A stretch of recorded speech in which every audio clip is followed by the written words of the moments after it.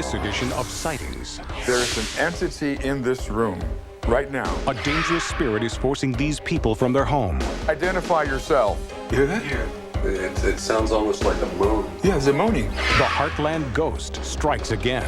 Something is burning my face. Then, was Hollywood's greatest genius cursed? The long steel needle been driven entirely through the script. This was the mark of the voodoo.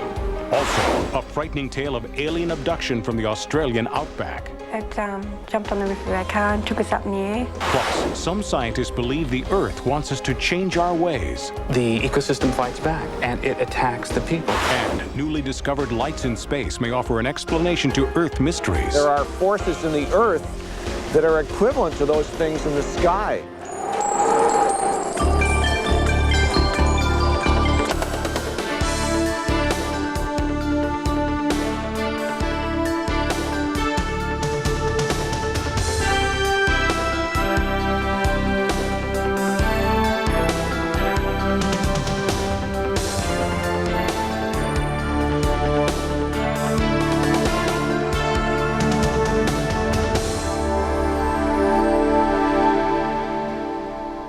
Welcome to Sightings. I'm Tim White.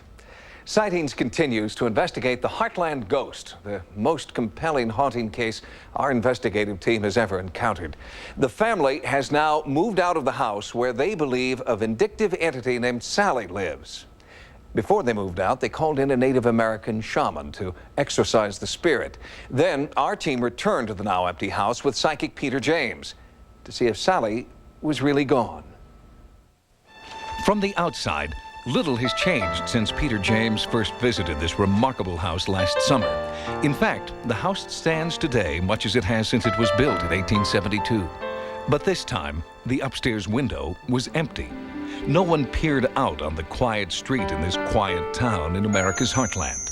Sallie, the child entity from the past that Peter believes is trapped in the present, seemed to be gone. And the family, Pam, Jeff, and Donnie, who tried to live with the haunting power in this house, have moved out. As chronicled in past episodes of Sightings, the ghostly activity began for them when family photographs revealed strange, unexplained images. This was the room that there were a lot of photographs taken. One was when I was sitting down here, and then two entities showed up, one about in this area here, and then one somewhere in this area here. After those photographs were taken, the haunting seemed to move upstairs, where the family began to feel an unnatural force at work in their son's nursery. This room spooks me, to be honest with you. This is where a lot of her activity happens. She's taking toys from that part of the room, throwing them out here to the middle of the floor. She's moved furniture around. After a few months, the paranormal activity took a more destructive turn. While you guys were outside, doing an interview outside, there's something we discovered in here. It just looks like it's burnt, and the rest of the petal is moist still. It's still half alive. But the outside, it's ashes. And finally, there was the moment before our Sightings cameras when something or someone viciously attacked Jeff. She's right here with me right now. I'm feeling something really cold shoot around my stomach.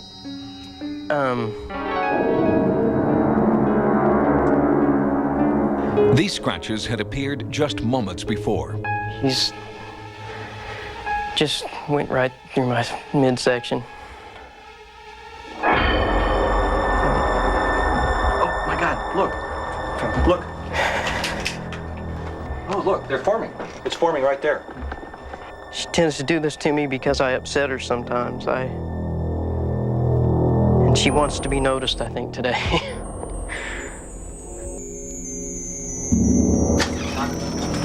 On Peter James' first visit to the home, his psychic impressions centered on the link between a child entity and a former resident of the home who had lived here at the turn of the century. I feel very medical about this for some reason. A medical person that that had a strange lifestyle. Peter's accuracy was remarkable.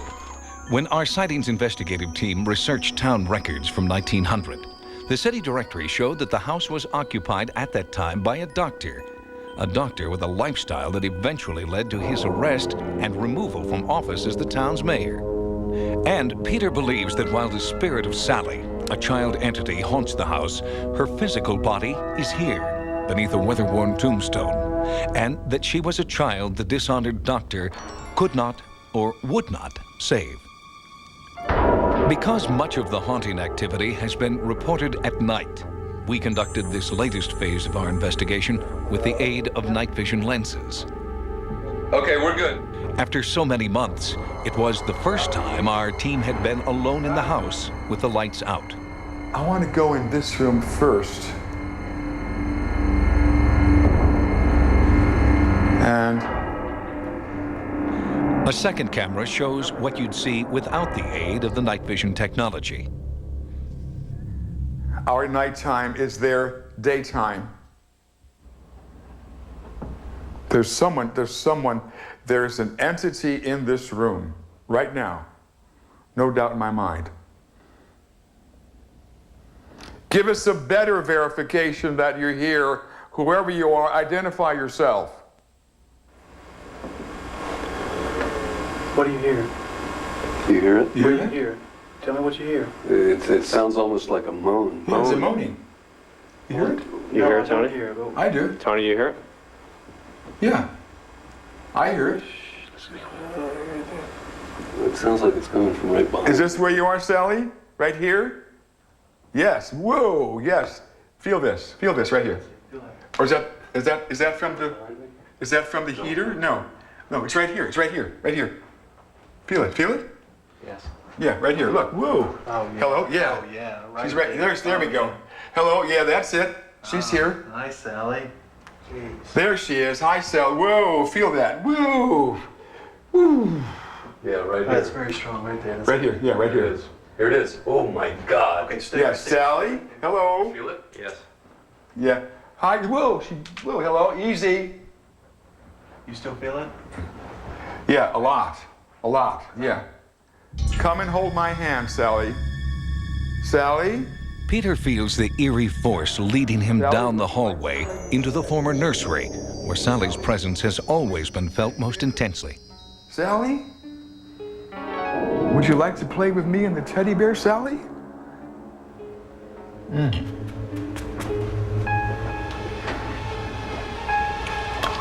You all right? Yeah, I'm fine, just burning. Is this unusual, Peter? Something like this happen? Yeah, that really burns. Sallie has supposedly burned before. A rose, a bib, but never a person. Something is burning my face, like right now. Peter James was visibly shaken by the painful encounter. Wow. Sallie, you be nice. The team broke for the night, but returned the next morning to find an anxious former resident with an amazing story. I started watching the show and I couldn't believe it. There was no doubt that it was my house, you know, and I'd spent years here. And they showed the bookcase, and my grandmother had all of her medical books here. This room, which is the nursery, was actually my two youngest brothers. And as I passed through the hall and going by here, a light caught my eye. So I turned and I looked in here. It was right here where the fire happened. And as you can see, there's no electrical outlet or anything. It seemed like it was only concentrated right here. In my memory of it has always been, you know, why did that fire start and how? And so, you know, going back and talking to all my brothers after seeing that first show, every single one of them had, well, what about that fire in Kevin Dillon's room? And, you know, I said, that's what I thought of too. And especially when they said that this is the room that they've had the concentration of Sallie being in. And I thought, you know, if she was there when we were there, you know, I kind of had that feeling like, were you being watched all those years, or? As if to confirm her suspicion that the family had been watched, an eerie cold spot suddenly formed.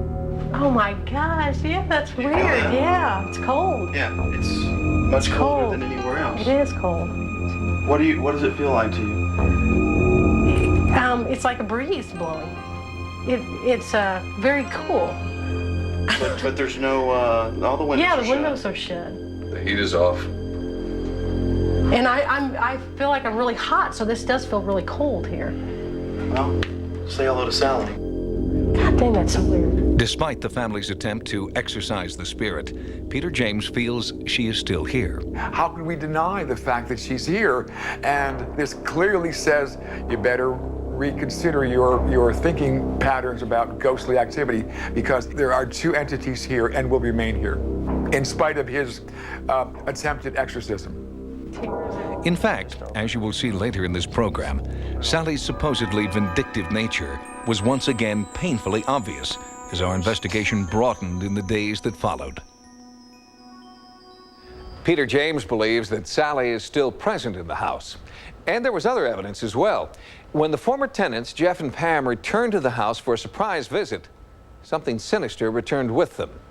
And through a live computer hookup with hundreds of Sightings viewers, many of you were able to be there at the very moment of contact. Later on Sightings, we go online with our Heartland investigation. So you physically felt that? Yeah, that hurt. And was Hollywood's greatest genius the victim of a mysterious curse?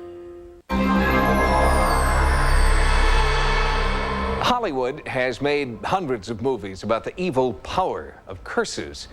There's the curse of the mummy, the curse of the cat people, and of course, who can forget the curse of the swamp creature? They make the subject laughable. But there is one real-life Hollywood curse that is deadly serious. It may have been the reason why one of the big screen's brightest lights burned out before his time. This is a voodoo witch doctor. I ran into him in Brazil and Rio de Janeiro. We were down there making a documentary film.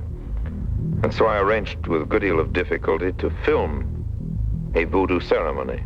Everything that Orson Wells did before 1942 worked like a charm. And it was my unhappy lot to have to tell him that the filming was off because I had just received word from Hollywood that the president of the film studio had been removed. It was his downfall. Once he left Hollywood and went to Brazil, there was no more money to spend on voodoo ceremonies.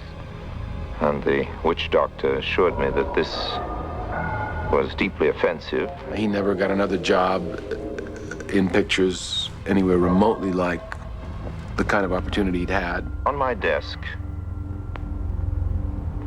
in a script of the film, was a long steel needle. It had been driven entirely through the script, and to the needle was attached a length of red wool. This was the mark of the voodoo. It was 1942, and Orson Wells was the undisputed king of Hollywood. Citizen Kane, still considered the greatest film ever made, had been released a year earlier, and Wells was still receiving accolades for his historic War of the Worlds broadcast. But suddenly the voodoo curse seemed to change everything. I know that Orson always felt that he had been cursed with the whole Brazil enterprise. Director Peter Bogdanovich was Wells's friend and worked with him on his memoir, This is Orson Welles. In it, Wells chronicled his ill-fated attempt to make a documentary about South America titled It's All True. Orson had a strong belief in superstition, in witchcraft, in black magic and white magic, and I think he took it quite literally. I think he felt that the picture was cursed and that he was suffering from that curse.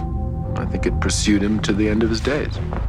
Curses are real. Curses are made every day, every moment of every day by people towards other people, and they have effects. Curses can kill people. Curses can make people sick. Curses can ruin people's finances. Curses can certainly ruin people's love lives. How do the curses work? There is no canned answer to that question.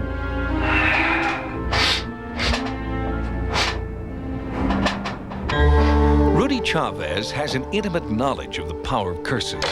He runs the Crystal Cauldron in Oceanside, California, a metaphysical resource center where many people come in search of a release from their curses. Curses are done in many ways, any way conceivable. The mind is limitless. So a curse is merely just negative energy. How you choose to use it and manipulate it is entirely up to each individual. Certainly, if you believe you're cursed, you're cursed. If you believe you're cursed, you've already set yourself up to have a bad result. What I would tell someone who believes they are truly cursed, and if in fact they are cursed, is for them not to be afraid, to empower themselves, to muster up all the strength and courage that they can, and to stand strong and firm. And that is the first step to overcoming a curse. Chavez calls his technique for removing the negative energy of a curse a spiritual cleansing. We would anoint the pulse points with a spiritual oil or a cleansing oil. We would light incense, in which we would burn herbs such as sage. Sage has been used for cleansing and healing. And we would invoke the blessings of God. In our tradition, it's God and Goddess, because you have feminine and masculine energies. Without one, you cannot have the other, and life cannot be sustained. Lina D'Souza is a spiritual priestess who believes she acquired her healing gift as a young girl in Brazil. Brazil has a lot of power, spiritual power, a lot of spiritual power. You feel it when you arrive in. You feel it, it's very strong. Producer Bill Crone first met Lina after finding the original footage from It's All True in this film vault. It had remained untouched for nearly 40 years. I wanted Lina to remove the curse from the film so that we could go ahead, raise the money, make a deal with Paramount, and get the thing finished. Orson wanted to finish this picture. He did not want to walk away from it. His heart was into it, and he wanted to finish it. Cinematographer Gary Graver worked with Orson Welles for 15 years, up until Welles's death in 1985. He tried many times to finish it, unsuccessfully. He thought a lot of footage was missing, and he didn't want to spend the time on it because he thought it was a curse on it. When I saw Lina for the first time, we sat down and she threw a bunch of seashells on the table and looked into them to see what had been done. She said, whoever did this did a good job, but I think we can turn it around. And when I threw the shells, I read what the shell did, and then I give him the answer. And the guide says it could be removed.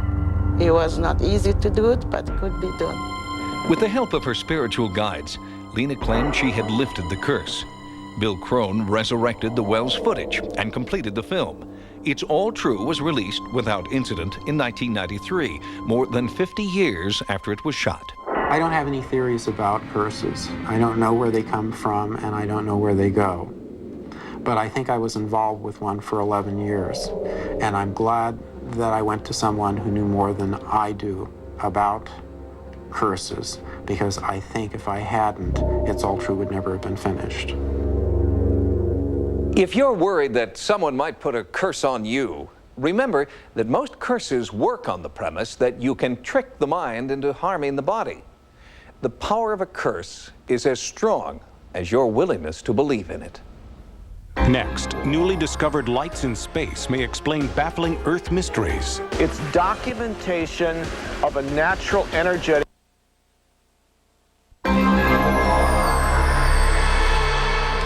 Contrary to popular belief, ufologists are not dedicated to proving that every sighting is an alien spacecraft hell-bent on delivering an extraterrestrial ultimatum. In fact, the lion's share of their work involves searching for a scientific explanation for anomalous lights in the sky. Recently, a new natural phenomenon has been videotaped for the first time. The tape offers a scientific explanation for some UFO sightings. There have always been lights in the sky, a celestial painting we can't always explain. As technology reaches farther into space, science is finding answers, but also new phenomena high above the Earth. All around the world, there are extraordinary energetic phenomenon that people have reported off and on throughout the years in the scientific literature. Everyone has seen these extraordinary forces at work when they rip through the atmosphere and crash to Earth. And now, spectacular new pictures reveal definitive proof that enormous blasts of colored light, which once existed only in the imagination of science, are, in fact, real. It's documentation of a natural energetic phenomenon. We haven't looked at this enough. The blue fans of light are called jets. The red bursting cones are sprites. Blue jets and red sprites emanate from the top of thunderclouds and are 20 to 60 miles high. They are seen here in slow motion because sprites and jets last only a few thousandths of a second. Hopefully what it will do is encourage NASA to start using remote sensing technologies to map out not only sprites and jets, but more subtle forms of energy that exist all around the Earth. There's nothing subtle about sprites and jets, but their discovery may be a roadmap to more elusive, mystical phenomena. Well, over the years that we've been investigating ancient sacred places, we've heard of accounts of people seeing curious lights, and folklore and tradition speaks of curious light forms. And they seem to haunt the sort of places that the ancient megalith builders and monument builders selected for their sites. I call them earth lights. And we see these curious lights have been seen by all traditional peoples. In Australia, for example, the Aborigines call them Min-Min lights. In the Native American Indians, many different Native American peoples have different traditions about these light phenomena. Sightings of magical earth lights infuse Native American myth and legend, and sacred places were set aside for their worship and observation. Unusual, sometimes visible energetic discharge phenomenon like the Marfa lights down in the southwest. In China, there are mountains with balls of light that supposedly dance around the tops of them. There are the Andes lights that are these glowing spires that shoot up into the air above the Andes mountains. Pilots have reported seeing glowing columns of light for years, but their observations remained anecdotal until these pictures were taken. In the Earth, there are enormous telluric currents in the ground. There are probably equivalents to the sprites and jets. We just don't see them.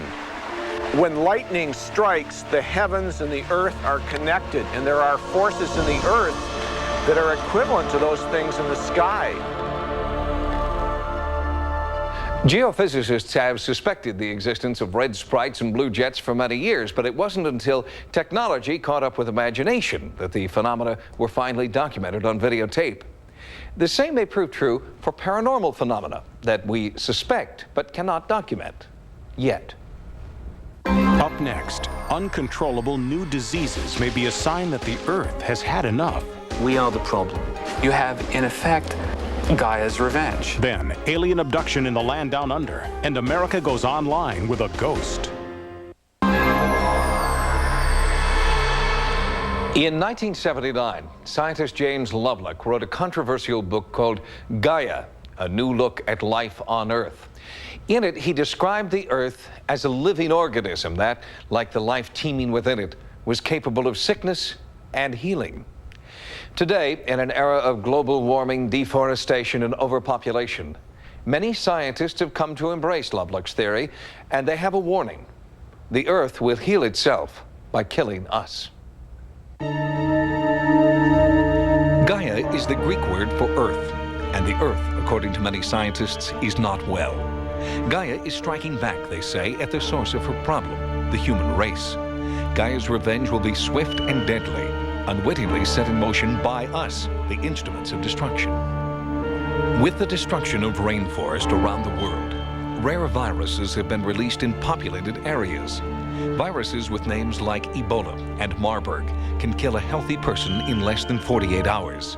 The viral outbreaks are just beginning, but Gaia theory says we're running out of time. I find the theory of Gaia, where the Earth is seen as a living organism, reacting to responses from the outside and stimuli, such as deforestation, totally credible. For more than 20 years, naturalist Arnold Newman has led expeditions deep into the tropical rainforests of South America. He has seen firsthand what deforestation is doing to our planet. We're losing 1 football field per second in the tropical rainforests. That's 100 acres per minute. If we extrapolate that, we're losing an area the size of Great Britain annually. Why is an area covering only 7% of Earth's land mass so significant? Because it contains 90% of all life forms. By the year 2010, that's 15 years away, we'll be responsible for the extinction of 20% of Earth's species. In 60 years, 50% of the species on Earth will be gone, irrevocably. The Gaia theory suggests that Earth, like man, has vital organs, and that the heart is the rainforest. If we cut down the tropical rainforest, we're not just harming the people who live close by. It has an effect on the overall system, just as if I stuck something in your heart, or in your brain, or in your lung, the rest of your body would react. When I began my research on Gaia, I was skeptical, and I was gonna knock the stuffing out of it. I'm from Brooklyn. I am not New Age. And I figured this is one of these sort of oogie-boogie kind of concoctions that is masquerading as science. But the more journalist Lawrence Joseph learned about Lovelock and his Gaia theory, the more he came to accept it as prophetic. He began to see a frightening correlation between man's encroachment on the environment and the impending destruction of the planet. We are the threat. We are the problem. There are 5 billion of us on the planet. There is a 250 billion pounds of human flesh on this planet.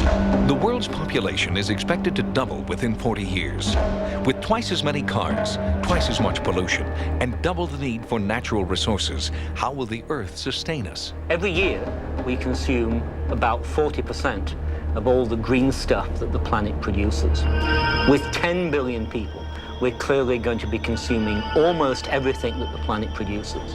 We cannot live beyond our means, and we're getting perilously close to doing so. By cutting away and disrupting the balance, you have, in effect, Gaia's revenge. The ecosystem fights back, and it attacks the people. It harms them with disease and drives them out. Ironically, it is people who may be Gaia's unwitting accomplices.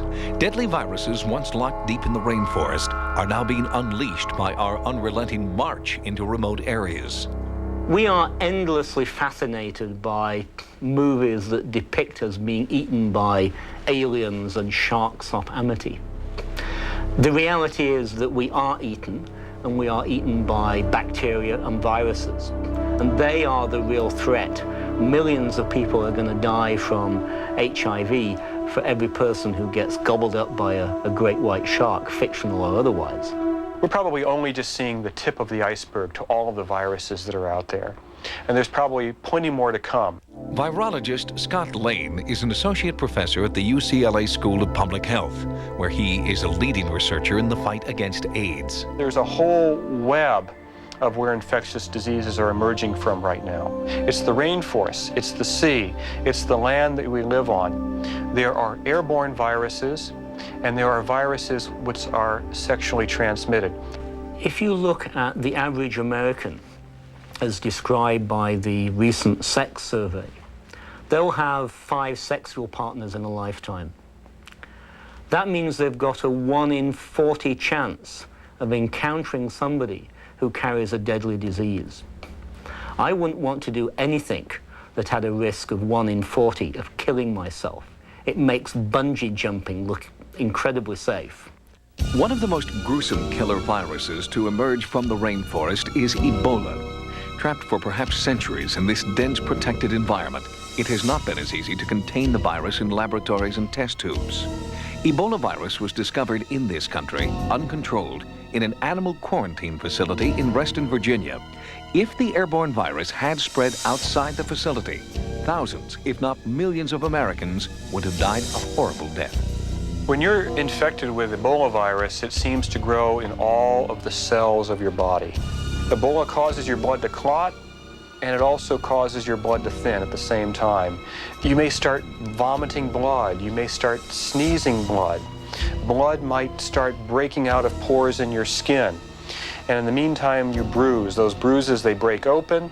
You literally turn into just a petri dish for the virus, and you die a horrible death. A jet plane and 24 hours is all it would take for one person with Ebola to spread the virus worldwide. You can be one day in Hong Kong, you can be the next day in New York City. You can be one day in Australia, you can be the next day in China. Jetting around the world is a factor for spreading viral infection. Is an outbreak of Ebola or another new deadly virus inevitable, or is there still time to prevent Gaia's revenge? I think there's been a fundamental mistake in the approach of environmentalists, and that's the save the earth notion. Fear, self-interest is a much greater motivator, and I think when that finally sinks in, and I believe it has begun to, then people will see that the environment is not just another good deed, but it's necessary and beneficial for themselves. I think it's going to be very interesting to see what path humanity decides on taking. Are we going to be the wise stewards of our planet or the desecrators of it? While it is true that pollution, disease, and deforestation are on the rise, there is room for optimism. Global awareness of the Earth's fragility is at an all-time high. And even though recycling one bottle or planting one tree may seem trivial, the cumulative effect could save the Earth.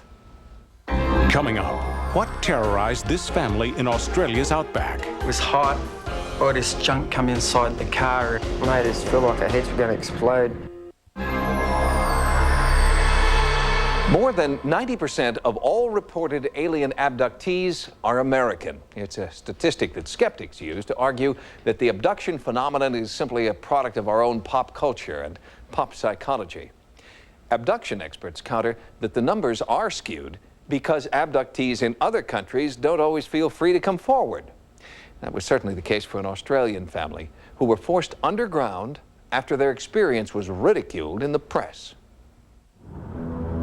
On the afternoon of January 20th, 1988, Faye Knowles and her 3 sons set out from Perth in Western Australia to visit relatives several hundred miles away. At dusk, they were crossing the Nullarbor Plain, a desolate stretch of road through the Australian desert. It was here, as day turned to night, that the Knowles encountered something terrifying that remains unexplained to this day. We drove on, and this object kept on following us, and somehow, I don't know how the hell it done it, but it wasn't actually flying, it was just hovering. It didn't have wings or anything like that, it was just hovering. We nearly died. We thought we were dying. And the faster we went, the faster this object went. The Knowles had experienced abject fear at the hands of an unnatural force. Police offered no explanation, and when the family turned to the media for help in finding an answer, the media turned on them. Would you please welcome a couple of people who've seen the light, Faye and Patrick Knowles. What was your first reaction? I thought we were going to die, you know. Did you know what it was? Didn't know. It didn't look like anything you'd ever seen before? No, that's right. The object picked the car up, and Mum wound in her window and put her hand out in the roof, and she touched it. Let me get this right. You've been picked up by an alien craft, and you've wound down the window, Faye. Yeah, go on. And put your hand on the roof. Because I was curious to see what was up there. So you're way off the ground, you've got the alien spacecraft picking you up, and you've virtually patted it, haven't you? As this was going on, it was like a really loud sound on top of the inside the car, and it was like a material, it was like a fog that was coming into the car, and when the material came into That was your mum's skin burning. The media treating the Knowles family was ruthless. I don't think one person honestly asked sensible questions and tried to console these people and seeing the state of anxiety that they were in. I mean, people would say, oh, you know, you saw things, you're making it up, That's not true.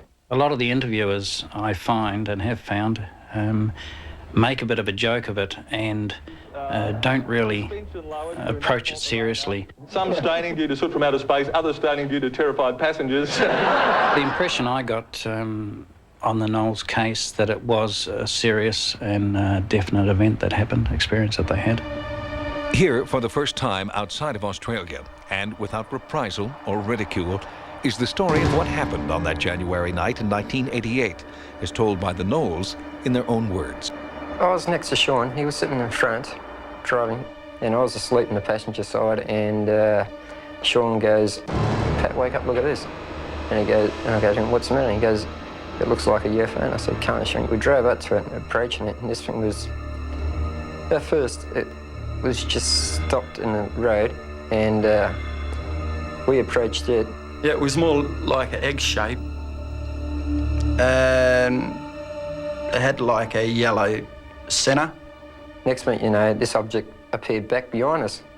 And I said to Sean, "Come, put your foot down, let's get going." And that's when I decided to put my foot down. And it just caught up within a matter of seconds. Sparks hit the back tyre like something was trying to blow out the tyre, like the object behind us. It blew the tyre out with like a beam of light. Before we knew it, she just went clunk on the roof of the car. It jumped on the roof of our car and took us up in the air, like that. And as it picked the car up, the car lit up like a microwave. It lit up really bright inside. We heard this great big enormous sound. It sounded like a motor or something. I don't know what. It's really hard to describe. Like, it made us feel like our heads were going to explode. Yeah, we're frightened, and like our brain's been sucked out. Yeah, it was hot. All this junk come inside the car, and you know, and at that time, it was hard to explain because I kind of blanked out. As the car was dropped, you could feel this object slip off the car. Not long after, you know, it dropped the car. That's when I come out of it, and I took off from the car. I told them all to jump out. We jumped at the car, ran over to the bushes, hid in the bushes, and you could see this thing. It was still looking for us. And at the same time, I turned the lights off in the car, and somehow it could not focus on that car. Somehow it was working with our lights. As soon as I turned those lights off, it just could not find us. According to the Knowles family, it was at this point that they experienced what ufologists referred to as missing time.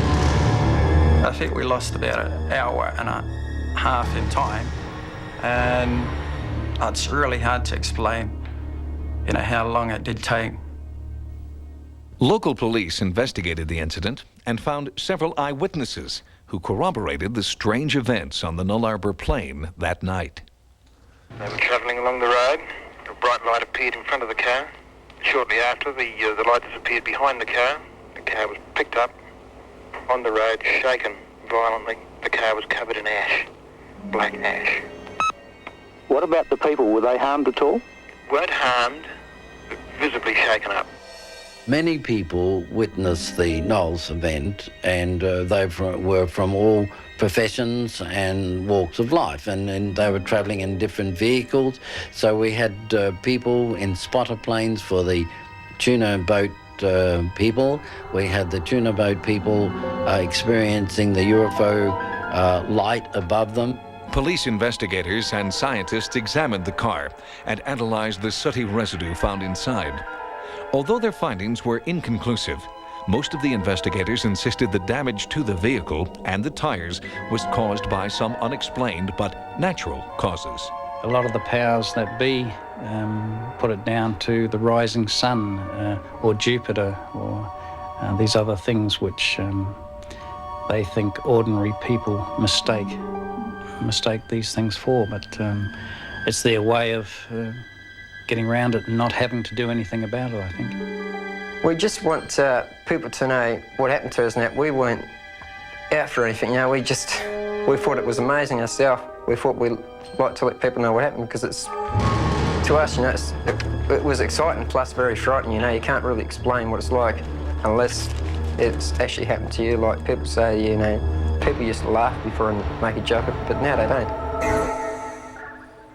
Since the Knowles experience in 1988, there have been many anonymous reports of mysterious lights hovering over the Null Arbor Plain. But so far, no one since the Knowles family has been willing to come forward and tell their story publicly. Coming up, while Sightings is online with viewers, a violent spirit makes its presence known. In the last 5 minutes, 3 scratches appeared on his body. We now return to the house in America's Heartland, which has been the focus of an intensive sightings investigation. This time, many of you came with us through a live computer forum set up with America Online. In the world's first online ghost investigation, hundreds of sightings viewers were able to experience the haunting firsthand.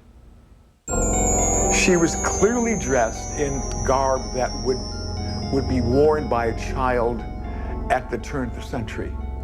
As Peter James concluded his psychic investigation, the team moved downstairs, where Sightings co-executive producer Stephen Krupnik was leading a computer forum between Sightings viewers and the investigative team. Through a live nationwide hookup, viewers could ask questions, make comments about their own beliefs, and experience the haunting firsthand through the information superhighway. Here, computer users posed questions directly to Peter James. I'd like to know if there's any way to learn how to talk to or contact a ghost. It takes a lot of trial and error and a lot of nurturing and a lot of just being persistent. All good things must come to an end. Time is up for this event. Great. Okay, great. Thank you. Great job, guys. The next day, Sightings was online with paranormal investigator Carrie Gaynor. Again, through a computer forum on America Online, viewers were speaking live with Gaynor and the rest of the team. During this computer session, the former residents of the house paid an unexpected visit. Within minutes, Sallie's telltale calling card was visible, and our online audience was experiencing it with the rest of the team. So, did you feel it here or down here? Where did you feel it? Kind of like all across here. Oh, the whole face? Yeah. The first reaction from the online audience was skeptical. How do we know this is not a hoax? Well, I don't know. I'll let you answer that. We got 15 people observing this right now. In the last 5 minutes, 3 scratches appeared on his body in full view of 8 witnesses. But those 3 scratches were not the last.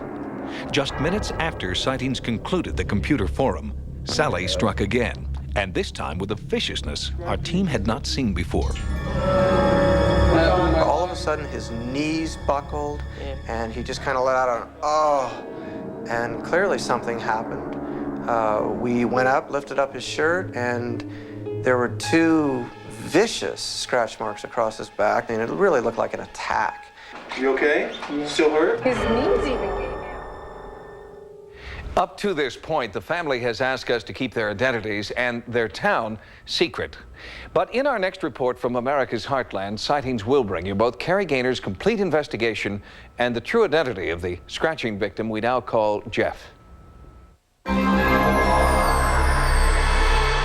Sightings has expanded its America Online area. Keyword Sightings when you log on for access to Sightings stories, images, and events. To subscribe to America Online, call 1-800-591-3344. And you can still reach Sightings 24 hours a day at 1-900-933-7444. Until next time, remember, no mystery is closed to an open mind. For Sightings, I'm Tim White.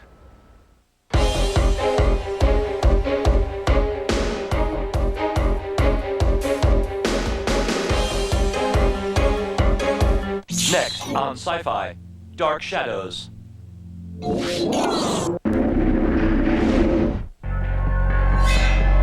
It's my hand. It's like it's got a mind of its own. It makes me do things I don't want it to do. That's disgusting. I cut off my hand, and it's gonna kill you all. I can't watch. Seth Green, Dark Angels, Jessica Alba, the network premiere of Idle Hands. Tomorrow at 9, only on Sci-Fi.